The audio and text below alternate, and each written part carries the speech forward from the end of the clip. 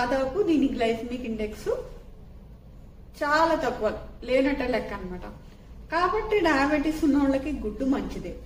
అయితే గుడ్డులో తెల్ల సొన తినాలా పచ్చ సొన తినాలా అనే ఒక డౌట్ కూడా అందరికి ఉంటది కదా.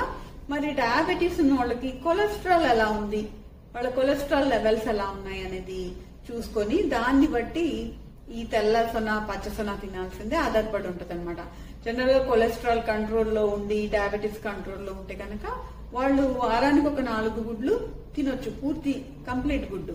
అలా కాకుండా వాళ్ళకి ఒకవేళ కొలెస్ట్రాల్ లెవెల్స్ ఉండి హార్ట్ ప్రాబ్లమ్స్ ఉండి అలా ఉంటే గనక వాళ్ళు కేవలం ఒక ఎగ్ యొక్క వైట్ తెల్ల సొన మాత్రమే తీసుకోవాలన్నమాట.